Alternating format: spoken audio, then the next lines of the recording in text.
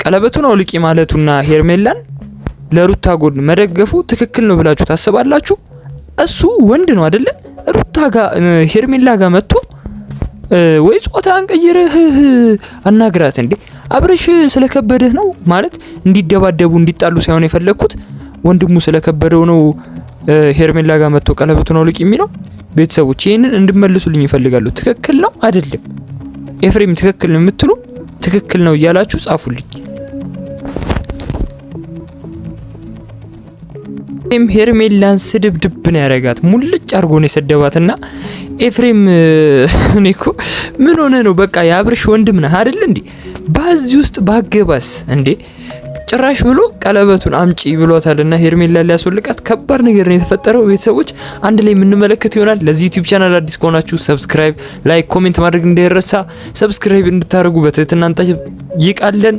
ቀጥታ ወደ ቪዲዮአችን አድርጎ በአንድ አመት ውስጥ አይፋታም ነበር። ስለ ቀለበት ትልቅነት ይገባው ነው ማለት ነው። ስለ ቀለበት ትልቅነት ነው ግን ደግሞ እግዚአብሔር የፈቀደው ነው ገባ። የመጣበት ምክንያት ያሳደች ቀለበት አውልቀሽ እንድትሰጪኝ ነው።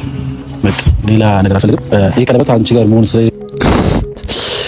ኤፍሬም አረ ተው በእናት አትጃጃል። ተው አረ ተው።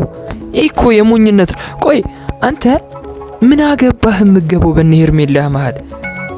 ቤተሰቦች እኔ ሩታን እጠላታለሁ እያልኳችሁ አይደለም። ሩታን እየነቀፍኩ ሳይሆን አሁን ኤፍሬም ሩታን በሩታ ጎን ሆኖ ነው እየደገፈ ያለው። ግን እኔ ሩታን እየሰደብኩ ሳይሆን ቤተሰቦች በቃ ኤፍሬም አያገባውም፣ እዚህ ውስጥ መግባት የለበትም። እኔ እንደውም መግባት የሌለባቸው ሰዎች እነ ሜሪ፣ ዳኒ፣ ኤፍሬም ወዘተ የቀበሌ ሰራተኞች መግባት የለባቸውም። መግባት ያለባቸው አንድና አንድ ቢኖሩ አብርሽና ሩታ።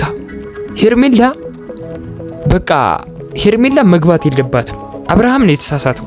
በቃ አብርሃም ለተሳሳትከው ስህተት አንተ ራስህ ነህ እንጂ ማረም ያለብህ ሌላ ሰው መግባት የለበትም። አሁን እኮ አብርሃም ከሄርሜላ ጋር እየቀጠልክ ያለው ህይወት አንድ አመት አቆይም እያሉት ነው። ኤፍሬም ዛሬ እኔ ኤፍሬም እንደ እየሰደብኩ ሳይሆን ቤተሰቦች ይሄንን ማወቅ አለባችሁ። እየሰደብኩት አይደለም። በቃ ጡጦ ራስን ብለው ስድብ አይደለም። ገብቷችኋል? አትጃጃልም ብለው ስድብ አይደለም። እንደ ስድብ አትመልከቱት።